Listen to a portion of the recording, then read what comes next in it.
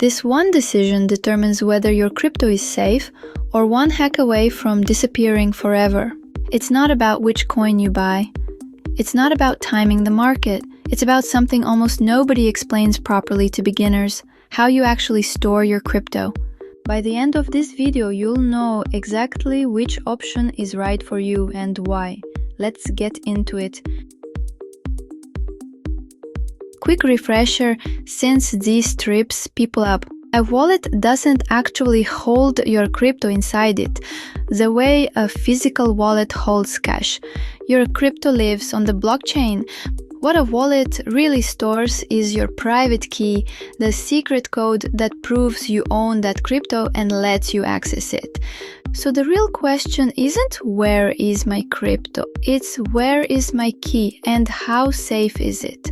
That's what wallets are actually protecting. And there are two very different ways to protect it: hot wallets and cold wallets. A hot wallet is any wallet connected to the internet. Think apps on your phone or browser extensions on your computer. The upside is convenience.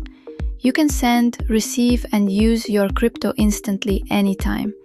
If you're trading regularly or making small everyday transactions, hot wallets are fast and simple. The downside is exactly what you'd expect from anything connected to the internet. It's a bigger target. Hackers, malware, and phishing scams are all built to go after devices that are online. Hot wallets aren't reckless to use. They're genuinely useful for smaller amounts you're actively using. The mistake is treating one like a long-term vault for your savings. A cold wallet is the opposite. It's never connected to the internet.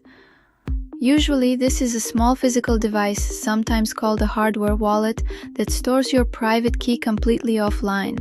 To make a transaction, you connect the device only for that moment, approve it manually, and then it goes back offline. Your key never actually touches the internet, even during use. This makes cold wallets dramatically harder to hack. There's no online target to attack because there's nothing online to find. The trade-off is convenience. It takes a few extra steps compared to tapping a button on your phone. You also have to physically keep the device safe, the same way you'd protect a passport. For anyone holding a meaningful amount of crypto, that small inconvenience is a fair trade for real security. Here's the honest, practical answer. If you're holding a small amount you're actively using, day-to-day spending, small trades, testing things out, a hot wallet is completely fine. Just don't treat it as a savings account. But if you're holding anything you'd genuinely be upset to lose, your actual savings, a cold wallet is the right call. It's not about paranoia. It's about matching the protection to what you're protecting. And honestly, once you've bought your first crypto and you're planning to hold it for any real length of time, a cold wallet is what I'd genuinely recommend. It's a one-time setup. It's not complicated once you've done it, and it removes almost the entire risk of losing your crypto to a hack. For anything beyond pocket change, it's simply the safer place for your money to live.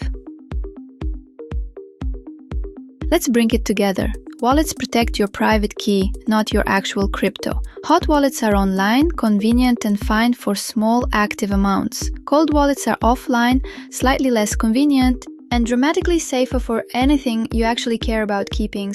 And if you're holding real savings, a cold wallet is the one I'd point you toward.